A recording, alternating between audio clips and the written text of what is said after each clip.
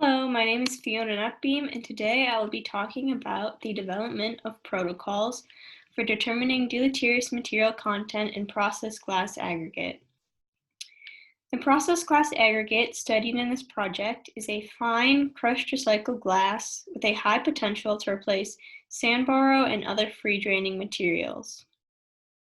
The major benefits of using PGA are that it reduces demands for limited high-quality sandbar, which has become increasingly scarce and expensive, and it keeps glass out of landfills.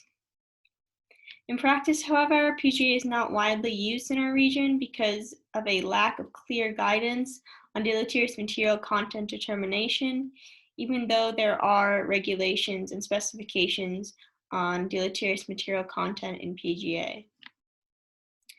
So the primary objectives are to research, develop, and perform a variety of processes to determine deleterious material content in PGA, evaluate the effectiveness of those individual processes using lab-manufactured PGA samples, and then to recommend a reliable protocol for determining deleterious material content for operational purposes.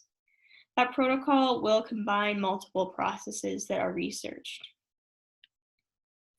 As you can see in figure 1, this is just an example of what process glass aggregate may look like and the contaminants that are within process glass aggregate. At present, a number of laboratory tests were conducted on recycling facility PGA, a sample from CSWD and a sandbar sample provided by VTrans. The laboratory tests included specific gravity, grain size, compaction, hydraulic conductivity, and direct shear testing. Also, a number of tests for determining deleterious material types and contents are being explored. These include a float test, a furnace test, solvents, magnets, and acids. The float test is simply floating deleterious material and then skimming it from the surface to find the mass. And then the furnace test is at 550 degrees Celsius in a furnace. Solvents include things like xylene and phenol. A laboratory scale glass crusher was required to manufacture clean crushed glass to which known amounts of deleterious materials will be added. These samples that are created will be for verifying the developed laboratory processes for determining deleterious material content. As you can see in figure 2, the lab manufactured PGA that was produced is a similar gradation to recycling facility PGA, which shows it should be a good control material for testing. Additionally, the sandbar sample can also be seen in this figure. So the acquired PGA samples were within VTrans gradation requirements for sandbar and PGA, which references AASHTO M318.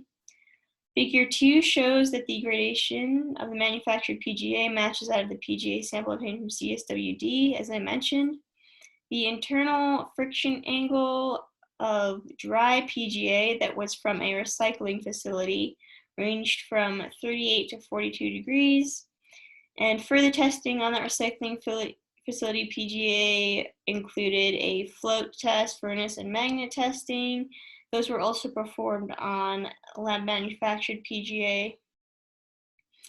Additional PGA and sandbar samples will be acquired and tested alongside lab manufactured PGA with known deleterious content and type.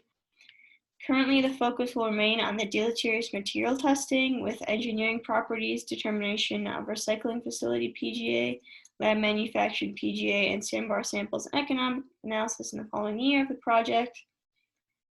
Funding for this project is provided by the Transportation Infrastructure Durability Center at the University of Maine.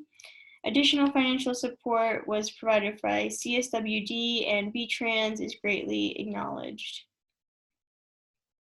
Thank you.